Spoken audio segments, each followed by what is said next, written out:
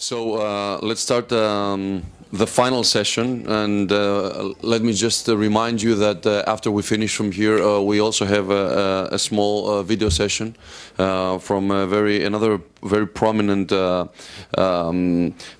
professor that has sent his video from the United States.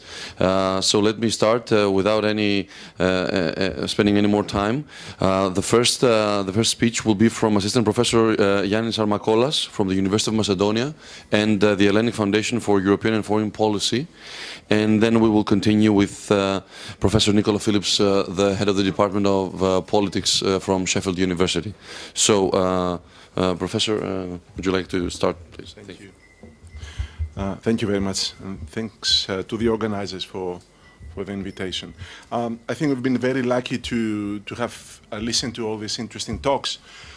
So we have very good insights now of not only of generally the refugee migration crisis, but also of the nationalist perspective. So I will take this opportunity, or I will take advantage of this to try to see a bit the wider picture of the Southeast Europe. I'm not an expert on migration myself. I focus more on the region. So, and I will try to see what are possibly the implications, because we are only now starting to look into the implications of this refugee crisis that has unfolded in the 2015 and is continuing today for the region, for security, politics, etc., etc. And then I will touch upon a few issues. I will leave a couple of issues because I will not have time maybe during the Q&As. And then I will try to wrap up with a couple of conclusions and things to consider for the future. And let me start with a bit of a background, since we have a lot of students in the audience. And the previous speakers alluded to, but they haven't actually mentioned specifically, a bit of a background about the policies of the European Union, the European policies in the region, and maybe their evolution up until last year when we had this crisis. And of course, the Western strategy for the long-term dealing with the Balkan problems after the end of the Yugoslav wars, after Kosovo, etc., we can summarize with four concepts, or four letters, four words.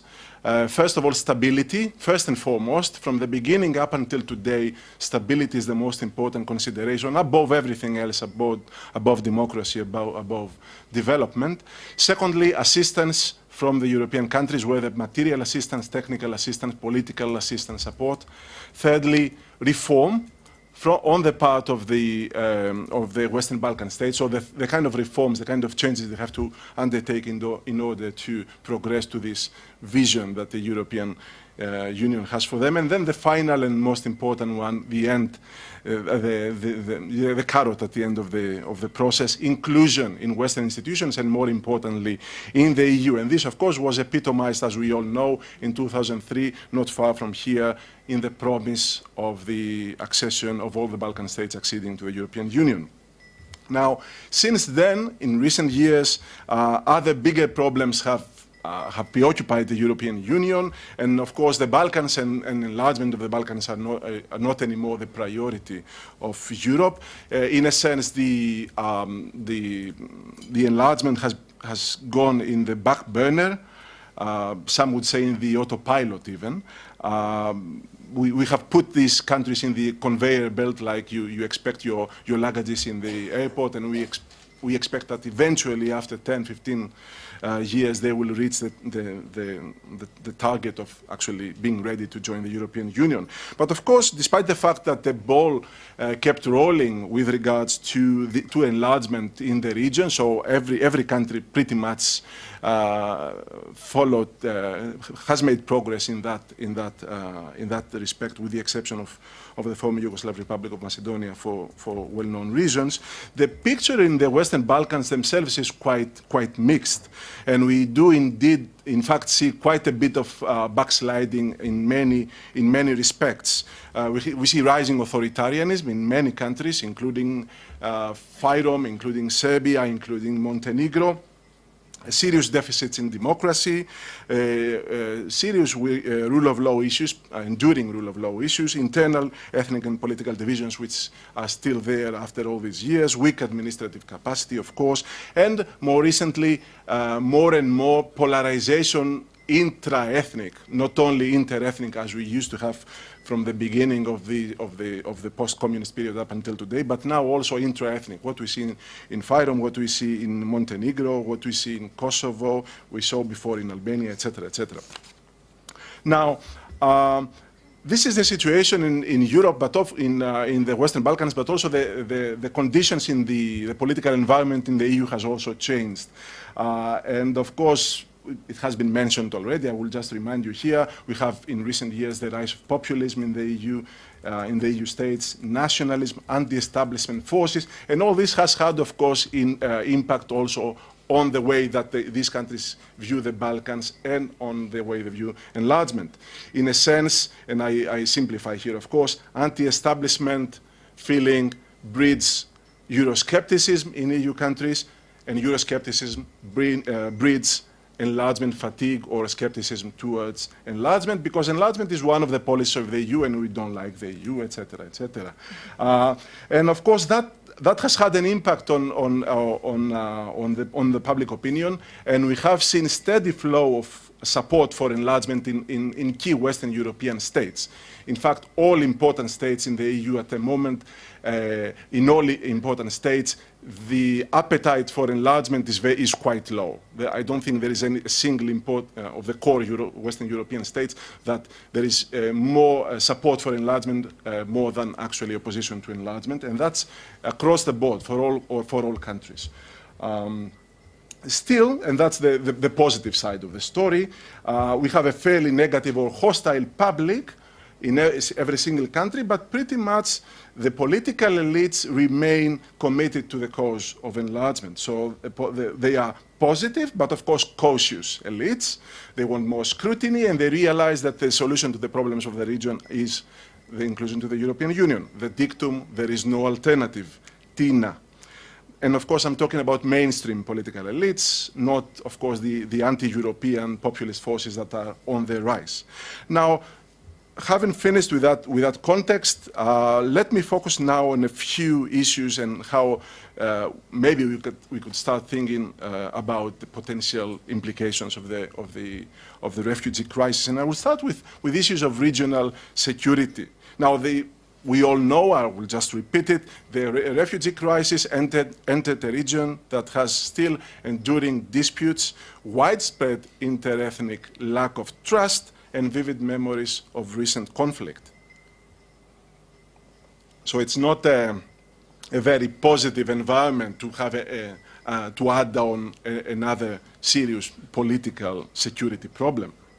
And of course, the first danger that appeared initially with the refugee crisis was that in the unplanned and disorderly way that the crisis was handled, and that was the way it was handled initially, this crisis would reactivate border disputes and other important bilateral problems. And I think Jovan mentioned earlier the Croatian-Serbian dispute initially, and this was one of the serious dangers initially, that this crisis and the whole border job and everything, they will reactivate all these disputes.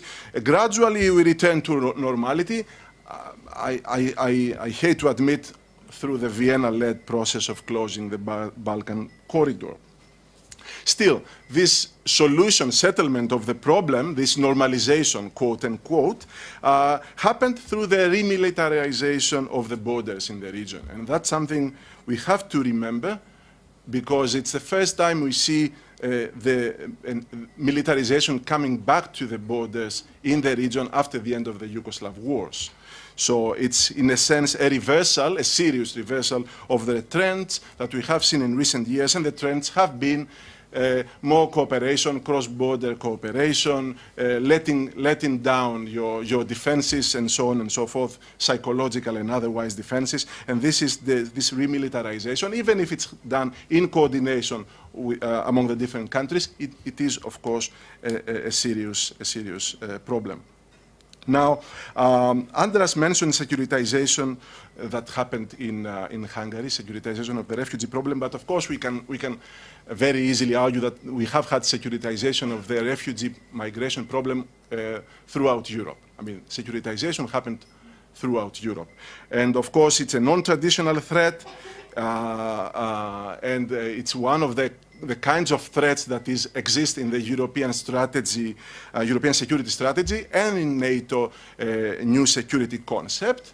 Nevertheless, there was no adequate multilateral response to this. And the other thing to keep in mind about regional security is that the military security response that we have seen in the Balkans was outside the multilateral framework. That's something we should always remember. So this Vienna-led process may have resolved some problems, maybe stopped the flows, but it's outside the multilateral framework. It's in fact ad hoc bilateral arrangements that lead to some sort of regional cooperation, coordination and cooperation, but of course they are based on some sort of exclusion, in this case Greece, and some sort of reinforcement of border controls and military solutions to these problems.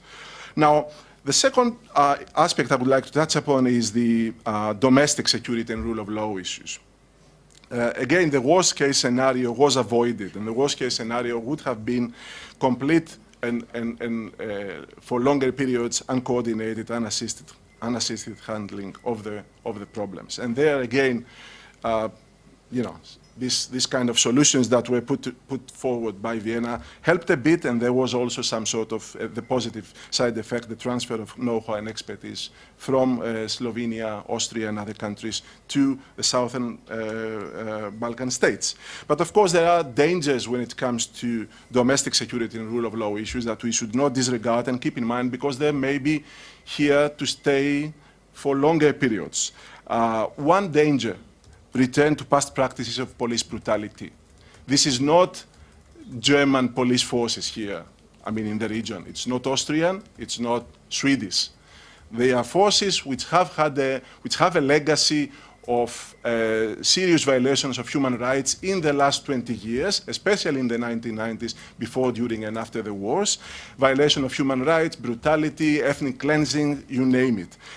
So the mistreatment of refugees, for example, that we have seen when refugees or migrants crossed the border in Fyrom or in Bulgaria is, of course, something very disturbing, and we should pay attention, because it may become a pattern that will return these old habits in the region. And then you have again the reactivation or the strengthening of criminal networks, especially trafficking, smuggling of people, etc. We have already started seeing these manifestations of this in Albania and Bulgaria. I don't have much of data for you, but I think it's something to pay attention to. And the danger, of course, here is that the whole crisis and the handling of the crisis is bringing new business to these mafia networks, new resources which they will use to consolidate their position and, of course, spread their political influence like they did before in the 1990s. In a sense, we may be talking about recriminalization of the Central Balkans and beyond, which would go against all the intensive work and the reforms that have been done in the Balkan states in the last 15, 20 years. Now, the next topic I think to touch upon is enlargement per se and the prospects for enlargement. Are they influenced negatively or positively? And now the crisis does not, the refugee migrant crisis does not directly impact on the enlargement itself, but effectively it has, I think, likely negative repercussions. And how? Well, let's start with the context of enlargement. I think enlargement, the end product of enlargement, it has obvious merits, but it's a very long-term process that requires, and by long-term for our students, I mean between 10 and 30 years, very long-term. This long-term process requires commitment to reform, because you continue to reform painfully and you get very little things in return, very little things you can sell to your publics, at least, or to your electorate over several years. And of course, it requires also confidence and trust among partners, EU and candidates, and some sort of predictability if you have to invest and commit over so many years. And of course, the refugee crisis has has done exactly the opposite of that, has had the exact opposite effect. It weakens the trust in intentions of states, whether intra-EU, one EU state does not trust the intentions of the other EU state, we know that, or EU and candidates, or candidates themselves, and so on and so forth. So trust is not in abundance when it comes to the effects of the refugee crisis. It also multiplies, of course, unilateral moves, as we have seen in the case of the closing of the Balkan corridor, increases political volatility, and generally effectively spreads unpredictability in the process.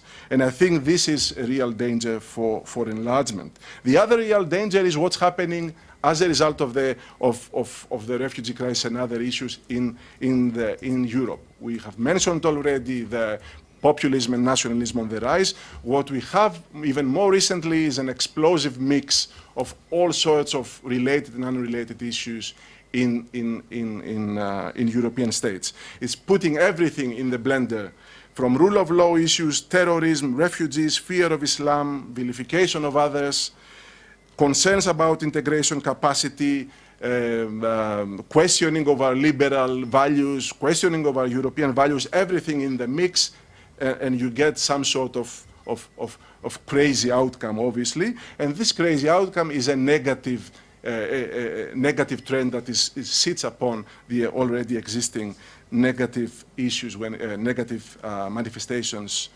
and negative features when it comes to enlargement. So we used to have absorption capacity concerns, enlargement fatigue, anti-EU feelings, etc. Now you have the whole explosive mix of who is the terrorist, did he go through Greece, what does that mean to have Muslims in my neighborhood, all these issues, which eventually will also have a backlash for enlargement and for Balkan countries, not only these Balkan countries that have majorities Muslim populations, but generally because Balkan countries are poor and weak states. Now, I will skip the multiple geometries of power and maybe discuss it later. So the effect of actually having different countries playing different roles, and in fact the blurring of the member non-member distinction in the way that the refugee crisis was handled. And I will skip also the bilateral disputes, and maybe we can discuss them later on with Zoran, because it affects Greece, obviously. And I will try to see what are the converging trends from these issues that I have mentioned and those that I haven't had the time to mention. And I think we can see two converging trends here. One is ambivalence. In all these issues, you have both positive and negative features, positive and negative manifestations. So the closing of the Vienna-led closing of the corridor helped on some issues, was detrimental on some other issues. There were, trends in both directions. But I think the ambivalence is with a negative forecast. In a sense, the things that are positive are limited and quite uncertain, and the things that are negative are much more likely and much more far-reaching. So I think it's an ambivalent situation that is more likely to become negative rather than positive for the region and for its prospects of joining the Western institutions. And then the second thing, again, unpredictability. And we see that in Western European countries, we see that in the region, we see in the relations between the countries, political volatility. We are entering uncharted territories. I think Zoran mentioned a lot of things that will be unpredictable for now and will concern us in the future. And unpredictability is not good news for integrating weak, problematic, with bad image states in in the EU that is becoming more and more less and less tolerant of the poor, of the weak. You can see that in the Greek crisis. You can see that in the way that the southern European countries have been managed during the crisis. You can see that even in the way that Germans reacted to the kind of autonomism that the Visegrad states have exhibited in this kind of who are these newcomers that are going to develop their own policies here now. Okay, I don't agree with the policies, but there is this it's not a good period to be a small country or a poor country. Now, for my closing remarks, and I'm finishing in 1 minute. I think one thing to keep in mind, everybody, all the EU member states, including Greeks, who are very often have a bit of a, well, I'm not going to mention this, okay? The Western Balkans, again with the refugee crisis, it happened before with the economic crisis, are importing more instability from the EU that are exporting instability to the EU. It happens in the last couple, 3-4 years, for the first time since the end of the Yugoslav wars, but it's important to keep in mind. So these weak, problematic countries with weak administrative capacity, their own divisions, etc., they're having to deal with European Union problems, and they are importing instability. It's a very important thing to keep in mind. And at the same time, I think the crisis has demonstrated that it's more obvious, to me at least, than ever, that the Western Balkans is a missing piece in this jigsaw, in this uniting Europe thing. So Europe cannot actually develop a comprehensive security strategy, especially for non-traditional security threats, which are actually the main security threats these days, without full inclusion of Western Balkan states and full inclusion in a multilateral framework, not in bilateral arrangements and agreements that altogether maybe make something bigger. And the same applies to radicalization and de-radicalization strategies that will concern us a lot in the future as a result of terrorism, and et cetera, et cetera. You cannot have a comprehensive strategy on radicalization and de-radicalization without inclusion of the Western Balkan states in the EU. It's very obvious. And sooner rather than later, not in 50 years from now. So in my mind, there is no alternative, but there is no alternative plus. I mean, the recent crisis and all sorts of repercussions and auxiliary issues and features demonstrate the need for a uniting Europe that will include also the poorer and weaker countries, which are problematic, but we cannot do without, and they cannot do without us. But of course, because of the unpredictability, the difficult domestic context in the EU countries, etc., the autopilot will not do anymore. Like telling them this is what you have to do, and you do it, and then you join, it will not happen anymore. It won't work. So we want more active politics, and policies, and more creative solutions. And I would just very briefly say 3 things. Reinstate strong political leadership. One of the negative effects of the crisis is the undermining and the questioning of the effective leadership of Germany in the process and generally. I think it's not good news for the Balkans. So reinstate strong political leadership. Cooperation and coordination of pro-European forces, because the Orban type of forces will spread and will become more and bigger. So the pro-European, the really pro-European forces will have to be closer and together. And of course, revisit and adjust our tools and presuppositions when it comes to the region and enlargement in light of the changing circumstances. Thank you. Thank you.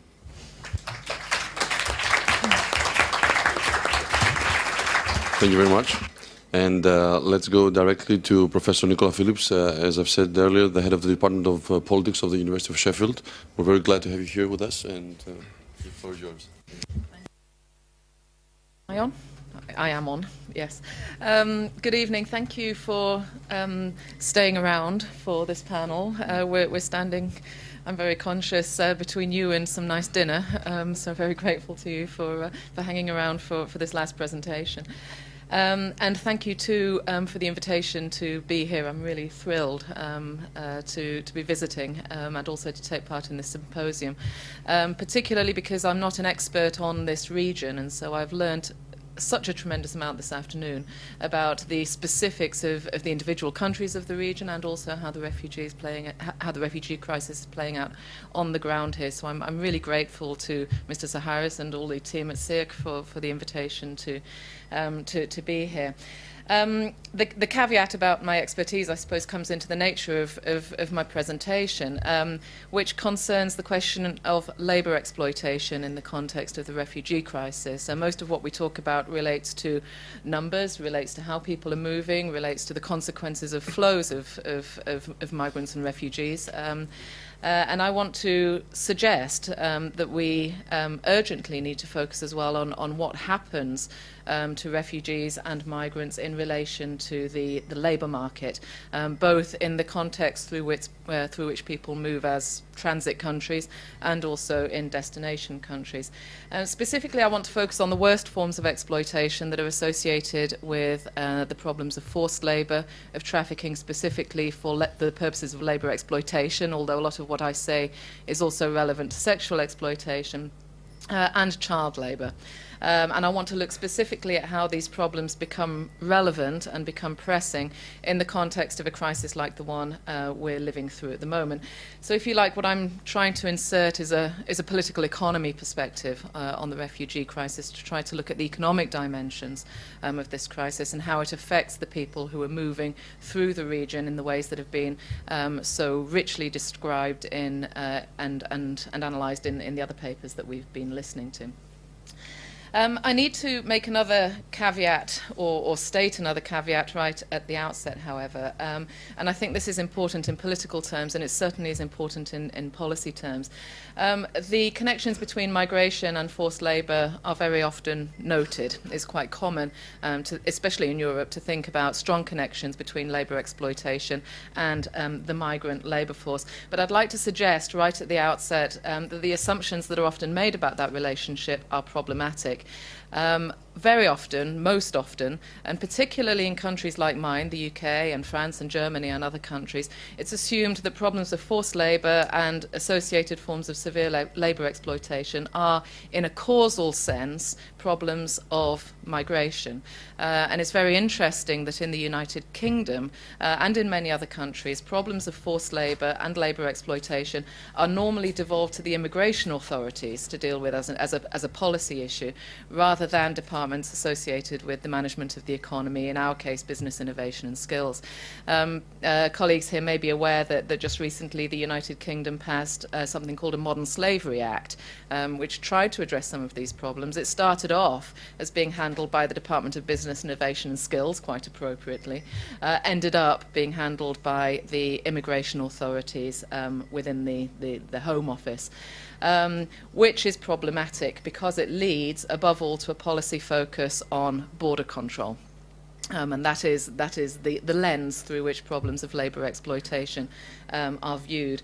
This is futile, particularly in the European context. It's futile because of the nature of the problem, which I'll go on to suggest is a problem of the economy. It's not a problem of movements of people. But it's particularly futile in the European context, in as much as a large part of the flows of migration and indeed refugee flows that we're seeing at the moment are not problems of undocumented migration. People very often are crossing borders legally and crossing borders without a need for additional immigration papers. So a focus on border control and picking up trafficking as a problem of undocumented migration at the border is particularly futile as a way of dealing with these problems of labour exploitation.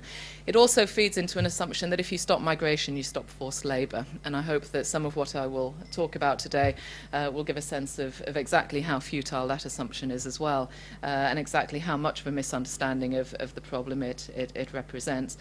So I want to suggest that the problems of labour exploitation have to be understood as precisely that, as problems of the economy, driven by the characteristics of the economy, national economies, regional economies, and indeed the global economy, and that its economic processes associated with labour markets that lie at the root of these forms of labour exploitation.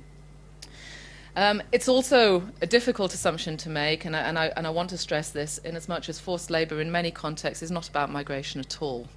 It doesn't necessarily involve movement across borders. It doesn't necessarily involve movement from one place to another. But there are clearly very strong connections, particularly in Europe, perhaps, between the patterns of forced labour and labour exploitation that we see and migration. And so this isn't in any sense to deny what those strong connections are. It's simply to suggest that in a causal sense, we're not looking at connections between forced labour and migration. Nevertheless, it is very clear that there are particular vulnerabilities that are associated with migration and associated with refugee flows that feed very strongly into the patterns of forced labour that we see across the world, but also in this situation that is of interest to us today. The difficulty that I have, of course, in raising these topics is that it's far too early to have any concrete data on these problems, and indeed concrete data don't exist in general. So we know that this is globally a very significant problem. I'll come to this in just a second, but it's far too early in the context of the current crisis for there to be any hard evidence which would give us numbers, which would give us locations, and so on. Anybody researching this area gives up hope on finding reliable data for very obvious reasons. So my argument is suggestive, but it's based on what we know about situations that share some of the characteristics of this migrant and refugee crisis, particularly in relation to conflict-driven migration and patterns of displacement across the world. And that is that this current crisis is likely to be strongly associated with a surge in forced labour and trafficking for labour exploitation as well as for sexual exploitation. As I said, it's fair to draw this conclusion based on what we know about the vulnerabilities of migrants and refugees to trafficking and forced labour in general, but including in this particular corridor that we're focusing on today. But we do have early evidence of this, and just this morning I was reading a report that the NGO Business and Human Rights Resource Centre has released, identifying problems of discrimination and abuse, including forced labour, against Syrian refugees working in Turkish garment factories, and this has been quite amply documented now. And this NGO has been doing some excellent work approaching the major transnational garment brands to ask them very specific questions about what they're doing to try to pick up these problems and to try to act on them. The first thing to say, of course, is that getting a response from most of these brands has been extremely difficult, and they list the brands that haven't responded to this questionnaire, which include household names like Marks & Spencer, Hugo Boss, Debenhams, Burberry, Superdry, etc., etc. But those that have responded have done so reasonably constructively in some cases. Primark has announced today, I believe, that it's stepping up its inspections of its factories in Turkey precisely to check for patterns of exploitation of Syrian refugee workers in those factories. H&M, Next, C&A and Primark have reported identifying Syrian refugees working in their supply chains in Turkey, and they've all given some detail about some probably minimal, but nevertheless some efforts to try to pick up those problems. So we have early evidence that this is being identified as a problem, that we're seeing patterns of exploitation and abuse against refugees who are working in Turkish factories in this case. And it suggests that we need a much closer focus on this, assisting the work that NGOs like Business Human Rights Resource Centre are doing. So let me just preface some of my more specific arguments about the current crisis with a sketch of forced labour across the world. The first thing to say is that forced labour is global in scope, and it's characterised by a very wide breadth in terms of sectors of the economy. The International Labour Organization's most recent estimates indicate a likely total of about 21 million people across the world working in conditions of forced labour. But the ILO stresses that this is a very, very conservative estimate. This is a hidden problem. Essentially, this is what we can guess, what we can estimate based on what we know. The significant thing here is that fully 90% of those people, those 21 million people, are exploited in the private economy by individuals or enterprises. So we're not talking about state-imposed forced labour here. Let's just get that off the table. But then really significantly, because I think most of us tend to think about human trafficking as trafficking for sexual exploitation, the ILO documents compellingly what we've known for some time, which is that globally the problem of trafficking for labour exploitation is many, many times greater than the problem of trafficking for sexual exploitation. exploitation. They estimate about 21% of victims of forced labour are thought to be victims of sexual exploitation, and 68% victims of forced labour exploitation. So in other words, these problems are overwhelmingly phenomena of economic exploitation in the private economy, and overwhelmingly associated with labour exploitation. That isn't to say, of course, that sexual exploitation is irrelevant, and it certainly isn't irrelevant in this context that we're dealing with. The distinction is kind of arbitrary in a way, in as much as many people experience both kinds of exploitation. They move between them, or indeed they experience both kinds of exploitation at once. But nevertheless, it's important to point out, given what the common assumptions that are often made about human trafficking, particularly when trafficking is talked about in these kinds of contexts, that we're talking predominantly about trafficking for labour exploitation. The other thing to highlight about forced labour is that it takes many forms. We're not simply talking about the more traditional forms of slavery that are associated with chattel slavery or associated with subsistence agriculture, for instance, but rather forced labour is integrated into the mainstream of global production activity and covers a wide range of other sectors. The global service economy is important here. It's not just about people producing garments in Turkish factories, but people working in domestic service, which can often be the hardest to reach, or the global care economy, just to take a couple of examples.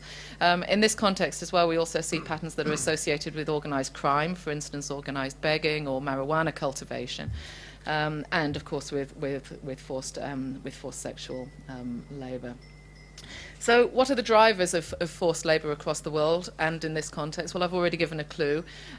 Yes, we need to focus on criminal networks. Yes, we need to focus on the relationship between smuggling and trafficking. But forced labour is at its root a problem of the economy and is driven by the economy. And we need to understand it in that way. This is something that is at the heart of the economic models that we have in place in the contemporary period. Necessarily, because I only have 5 minutes or so, I need to simplify. But the roots of forced labour are to be found in the dominant economic models, which are the bottom ends of the spectrum, and of course that's what we're talking about. We see the privileging of the generation of profit through the use and exploitation of an extremely cheap, extremely flexible labour force whose core characteristic is disposability. And the characteristic of the global economy that's of most importance to us is the demand for that kind of labour. Again, not just hidden out of the mainstream in subsistence agriculture, for instance, but in the factories in Turkey that major transnational brands are using for their production across the world as well as in this region. It's not simply a characteristic of sweatshops in places like India, which again is the common assumption, but rather has to do with the explosion of the informal economy everywhere, driven in part by migration, the explosion of low-wage work and 0 hours contracts, for instance, across Europe, which have attracted a great deal of attention. So the contention essentially is that this isn't an aberration. This isn't somehow a deviation from the norm. This isn't a problem of rogue employers who are not in compliance with supply chain standards, but rather a problem that's right at the heart of the global economy. And forced labour itself takes a huge variety of forms. We could be here all night talking about the forms that these kinds of forced labour take. Often they're associated with indebtedness to employers or to recruiters, and I'll come into that in just a second. Wages are often withheld, so somebody's contracted to work, but the wages are withheld until the end of a period of time or the end of a particular job, and then, of course, not paid or paid at pittance level. Workers are prevented from freely leaving a job by imprisonment or by coercive restrictions on physical movement, threatened violence, actual violence against them and family members or co-workers. and the confiscation of documents and possessions, particularly where somebody is an undocumented migrant. The confiscation of documents becomes an important part of the coercion that's associated with forced labour. So essentially what we're talking about is severely exploitative conditions associated with degrading, dangerous conditions of work, violations of workers' labour rights and human rights, and diverse forms of coercion, manipulation, force designed to make people work harder, for longer, and for less money in the kind of environments that we see in factories.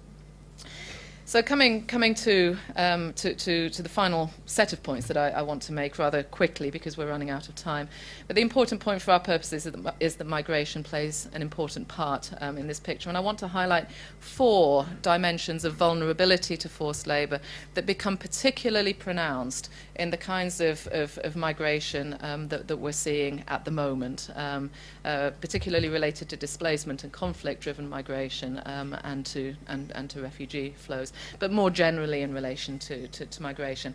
The first and most obvious, and again it taps into some of the assumptions that we often make, is poverty. But I'd like to just emphasise that this isn't necessarily about pre-existing poverty, and particularly in the kinds of flows that we're seeing at the moment. It's not the case that people were poor when they started to move, but they are, for obvious reasons, existing in conditions very often of dire economic need, either in transit or in a destination country. It's important to emphasise this because we know migration research has shown us for years and years that the poorest of the poor are not those who migrate. The poorest of the poor lack the means to migrate, and particularly when we look at the costs that some of the migrants and refugees have incurred in order to make the kinds of migrations that we've been discussing this afternoon, we can understand that pre-existing poverty is very rarely a part of this picture. But essentially we're talking about a situation in which many people are living in no person's lands along this corridor and in Europe in general, without the means to earn a living and living in conditions of dire economic need. That brings me on to my second point, which I'll make quickly so that we can save time for some discussion. The problem of indebtedness that I mentioned earlier. In these contexts, debt bondage is essentially the most common form of forced labour that we see, and these debts can be held to smugglers and to recruiters, or alternatively to employers. But mostly in this case, it's debt associated with the costs of securing passage in whichever direction. And it's, as I said, it's particularly common in forced labour in general. It's common in forced labour in general, but particularly common in these kinds of situations. And the kinds of coercion that are involved here essentially preclude people from leaving a situation of work. They're coerced to work in order to pay off the debt, and obviously debts are usually manipulated so as essentially to become unpayable, and the person is trapped in or confined in that situation of forced labour indefinitely. The role of physical coercion and violence is also important. I think it's important to recognise that this isn't always about deception. Often it is, but not always.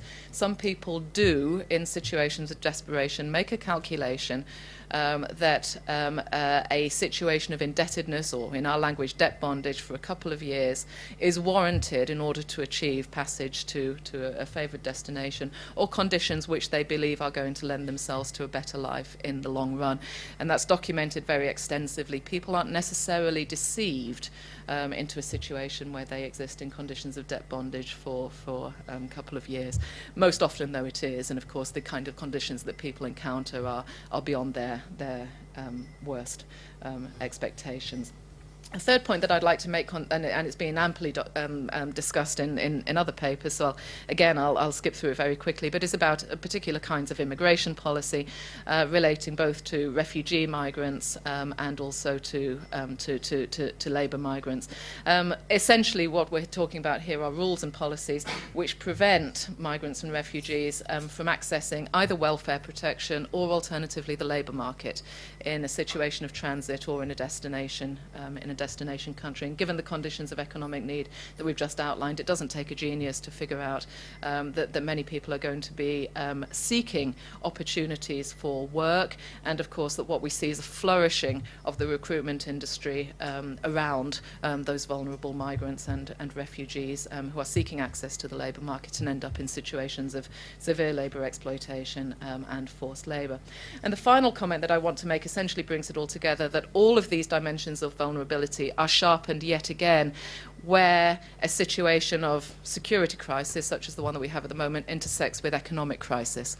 And again, this is very, very well documented, both in terms of a hardening of the kinds of policies I've been talking about, which deprive people of access to welfare protection and to labour market access. Those become particularly strong and particularly sharp when there's a situation of economic crisis to contend with as well, but also a hardening of public attitudes towards migrants and a severe complication of the politics surrounding refugee and migrant presence in a particular country. It's also worth noting that that economic crisis is very often felt in those sectors in which migrant workers and refugee workers are overrepresented, such as construction. And those are sectors where social networks are much stronger, and therefore sometimes the chances of securing legitimate work are higher. So if you remove all of those possibilities because of a situation of economic crisis as well, then the vulnerability of people to finding themselves in situations of severe labour exploitation and forced labour are heightened. All of which suggests that we need to look at this, that we need to focus on this, that this is a significant part of the problem. What I've said indicates that beyond the smuggling industry and the trafficking industry, beyond government policy makers, beyond the role of NGOs, we actually need to look at the role of firms as well. All of a sudden, transnational corporations are part of the picture of the refugee crisis in a way that isn't normally captured in the way that we talk about it. And in terms of the kinds of protections that are extended to migrants and refugees as well, we need to look at the labour market. We need to look at the ways in which people are being dragged into these bottom ends of the labour market and working in these kinds of conditions. And we need concerted policy responses to these kinds of problems, as well as all of the other ones that we've been talking about today. Thank you.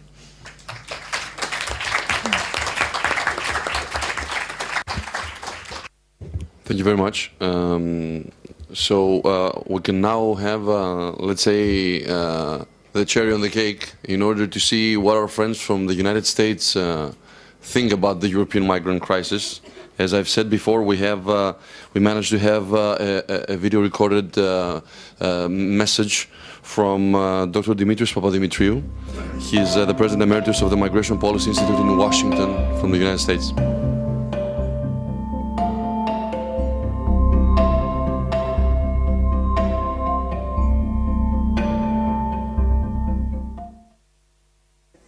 Good morning, colleagues.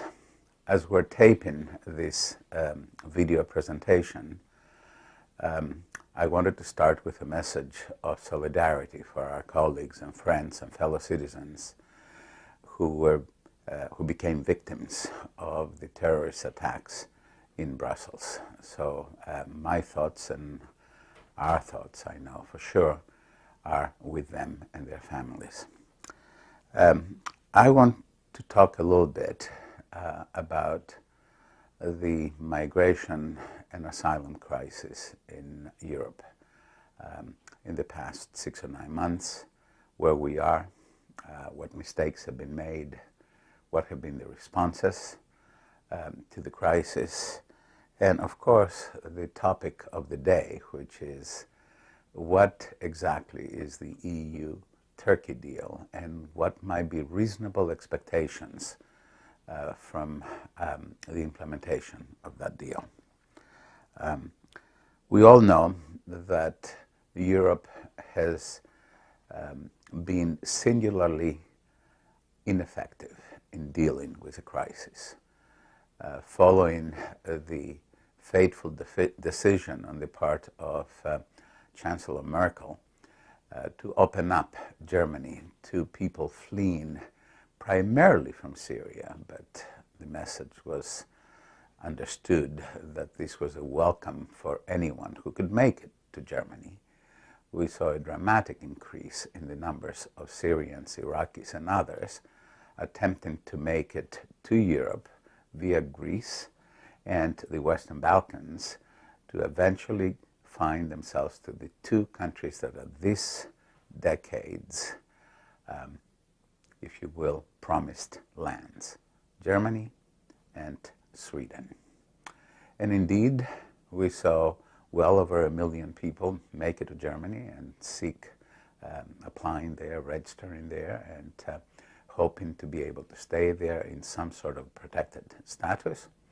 And we saw about 160,000 or so people who made it to Sweden, hoping that they would be offered what Sweden used to offer to virtually all of them until late last year, which is a permanent status, the equivalent of the green card, as it were, of the United States. And you also know, I do not want to offend anyone, that both of these countries, the leaders of these countries and the parliaments of these countries, have in a sense walked back from this open-ended invitation, in quotes, for people to come in. And in the past 2 or 3 months, Europe has invested as much political capital as anyone can possibly invest on a single issue to try to find a solution, again in quotes, to the two things that I think are at the heart of Europe's, as it were, problem with the migration crisis. Namely, first, to reduce the numbers of people who actually make it to Europe and seek protection or an opportunity to stay there, even if it is outside of legal channels. The second one is to reduce the manner in which these people have been coming. In other words, to try to replace order where chaos has existed and an orderly way in which some people can actually receive protection in Europe, while those people who do not have a right to that protection, but including, as of this past Sunday, people who do make it to Greece, to be returned to Turkey. The number is going to be only 72,000, but we will see how long this part of the agreement will last. Europe, at the same time, has been trying to figure out its role in this particular crisis. Germany, as we all understand, has been the leader in trying to persuade others and force others to accommodate its understanding of the issue and to see that the European Union would essentially follow Germany in this particular regard. But, as we also know, this has not worked out the way that Chancellor Merkel and her government had wanted, despite the fact that Europe voted, the European member states voted on a majority vote to actually relocate 160,000 people from those who qualify as legitimate, that is bona fide, refugees. Very few of these people have actually been relocated from either Greece or Italy. The relocations probably, as we have this conversation, amount to about 800 or so. But Europe continues to insist that this relocation or redistribution mechanism is something that has already been agreed and can actually work out. The facts on the ground, however, are making clear that this will not be the case. Countries that were forced to actually accommodate the decision, the majority decision in favor of relocation, have stuck to their guns, and they're refusing to take in the proportion of this number that would be allocated to them. Moreover, they continue to make it clear, even now in the middle of March, they're continuing to make it clear that they are not going to accept people from anywhere, including resettled refugees from Turkey, period. So what we have there is essentially, initially what was a passive-aggressive way of saying no to Brussels and to Germany in particular, but gradually into an understanding that there are certain member states that will not cooperate, that there is no European solution to this issue, and that Europe, as Europe, was not going to act with a single voice and a single decision in this regard. So it is now clear that the same way that the crisis has not really affected the whole of Europe, the solution to the crisis will also be not equally approved or participated in by all European member states. We all know that the vast majority, well over 90% of the people who sought protection in Europe last year, sought protection in just a handful of countries, all of which, as we all know, are in Central Europe, as it were, Central Eastern Europe, and some of the Nordic countries. And the result has been very predictable.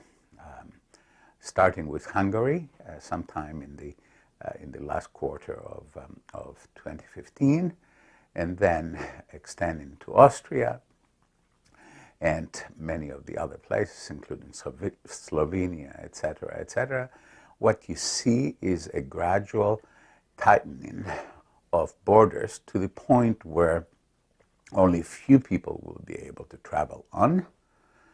And this decision is affecting directly the Western Balkan nations that are the topic of this meeting, of this conference.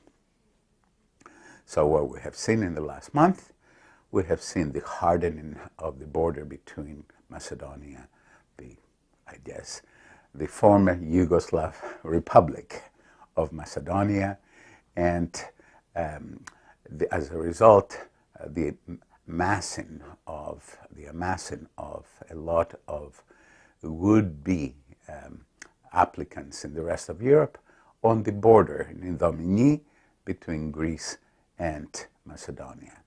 But as we all know, by the time that people have paid all the prices that they have paid, including money and all sorts of untold dangers and all sorts of difficulties. Some of those people get trafficked and they get beaten up, etc., ignominities from end to end. By the time that they reach the border between Greece and what comes next or after Greece, they are not going to simply go back.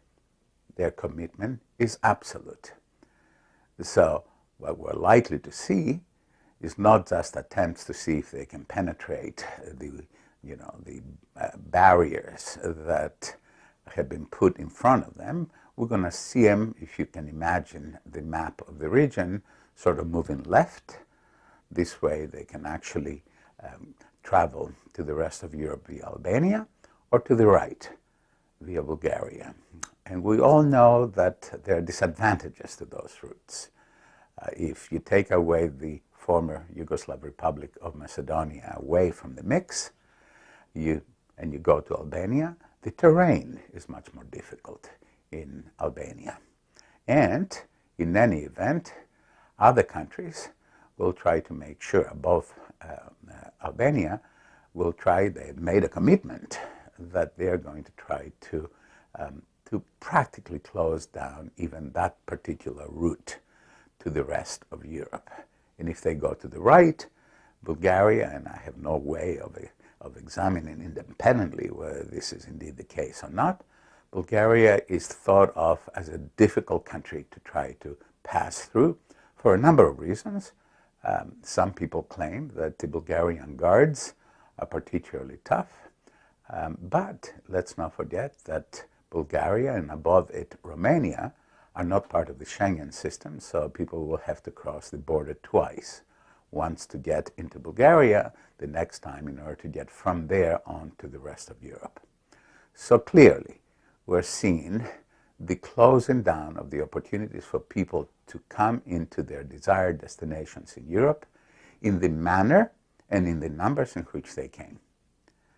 And this is how the EU-Turkey deal has to be understood, as an attempt on the part of, once more, Chancellor Merkel, who negotiated this deal, to try to reduce the numbers of people who are coming in and to basically stop the chaotic way in which they come in. It is too early for anyone to speculate as to whether the deal will somehow have an enormously large effect on the numbers of people, whether the deal will see a dramatic reduction in numbers of the people who are crossing the Aegean to come to the Greek islands, whether Greece will be returning the vast majority of these people, whether Turkey will be willing to take back not only the people who do not qualify for protection in Europe, but also people who do but will not be allowed to move on to the rest of Europe, and that they need to be returned back to Turkey. This is also going to be a constant test of both the political will of Turkey to play ball with the rest of Europe and a test of the patience that Europe will have to try to make sure that over time, by that I mean over the next 6 to 8 weeks, the numbers can be reduced to a very large degree, so to the point where you're going to have a trickle of people trying to come in. By a trickle, I don't mean the 5,000 or 6,000 per day that came last November and October, but a trickle meaning people in the hundreds. The message that the Europeans hope to send to would-be migrants and asylum seekers is very simple. Paraphrasing here the words of the President of the European Council, Mr. Tusk, that basically said very clearly, do not try it. You're not going to make it to the rest of Europe, to your ultimate destination. You will be stopped and you will be sent back. As it always happens with the European Union, it is not just enough to try to find out what the policy is.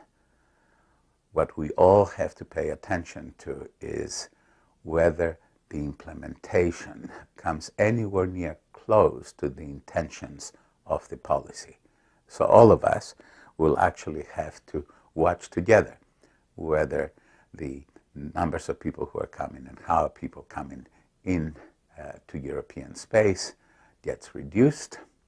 We will have to see what the resistance, how strong the resistance and how continuous the resistance of some of the Central European countries is to actually resettling people directly from Turkey. And in the most important thing, and I think that the arguments as to the legality or the morality of the EU-Turkey deal have taken important parts of the deal off the table, although they are, I think, the critical parts of the deal.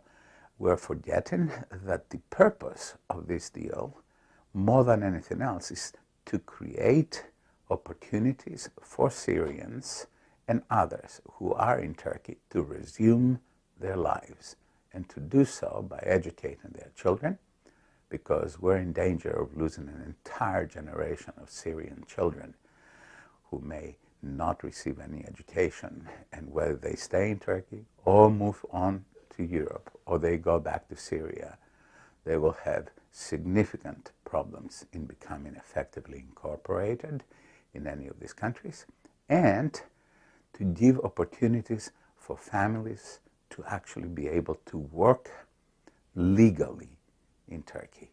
This is where the big expense is going to be. This is where most of the 6 billion euro is going to be invested in. This is ultimately the test.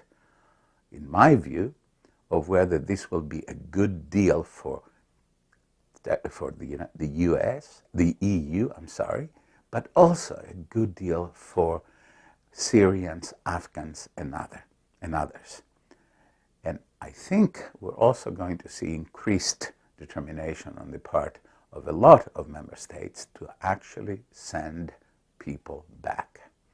I will close by saying something that perhaps is a bit difficult to say, and it will be difficult to hear, that in order for us to be able to get back to an orderly way in which we can protect people, both there but also in Europe, is to have governments that are legitimate governments, that have in their mind the interests of their people, that want to observe at least the letter of their international obligations, and that see in this an opportunity to create a Turkey, or to work with Turkey and bring Turkey more into the family of nations, both in terms of becoming a full member of the UNHCR, the United Nations High Commission for Refugees, and of the international community. And I think that the give and take that will have to take place over the remainder of this year will pretty much shape not only how EU will relate to Turkey, but also how Turkey will relate to the EU, and hopefully will create virtuous cycles that will protect people, that will make the EU proud of what it is that it is doing, that will make it possible for Greece and the Balkan states to play a constructive role on this issue, and that hopefully by the end of this year we're going to have a year, 2016, that is much better than last year was. Thank you very much for inviting me to offer this video presentation. Have a great conference.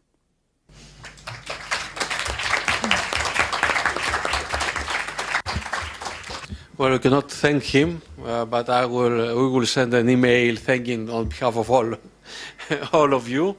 The unfortunate thing, of course, is you cannot ask any questions. So we come to the end.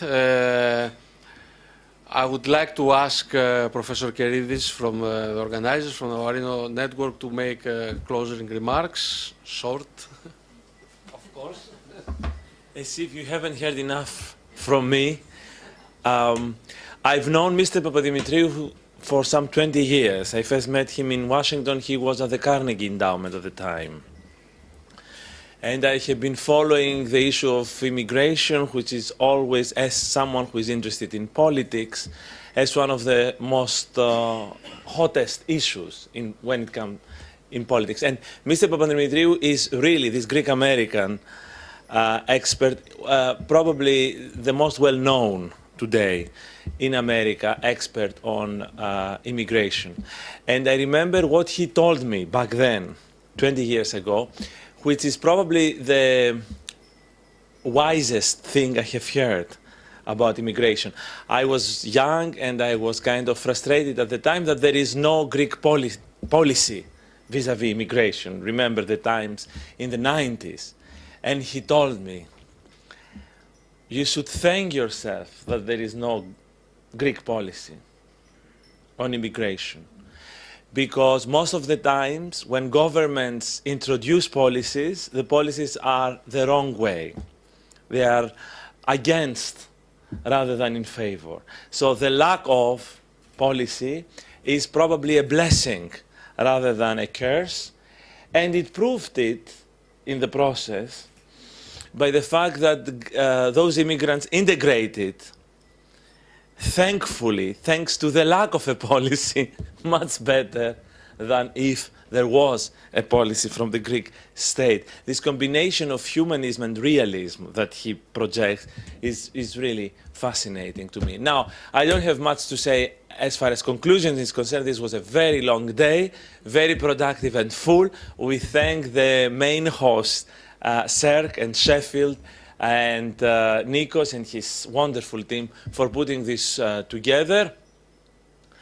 It's great to take the credit for something I didn't much work on, but I really learned a lot. The one thing I would mention, instead of trying to summarize all the diverse speeches which have been videotaped and will be uploaded, thanks to the Bodosakis Foundation, that does a wonderful job in videotaping these important things and sharing them in its electronic platform. The one thing I would say is that we need more of a pan-European dialogue, more of a broadening of European media away from national frontiers and restrictions, more of a European demos to learn from each other and to get away from this introvert and exclusivist kind of discourse among ourselves, so that we can overcome the manipulation of governments and try to have a much broader and closer to reality perspective. I think that our governments are trying to, all of them, restrict the debate, and we are here, as academicians, we have this responsibility. We might be few, but we are influential, and we can go back to our countries having learned from each other and share this information, so that when I speak on Greek television about Germany or about Austria or about Hungary, I do it with a certain empathy and a certain understanding of the other, rather than in this blame game polemics that is so counterproductive. And through that long process, difficult process, we might be able to move to a more European Europe rather than the one that we have. Thank you very much. We will continue our conversation tomorrow morning, the experts. Thank you, Pavlos, and everybody from far away who really honored us with being here tonight. And I think it's time to go for dinner before I faint. Thank you.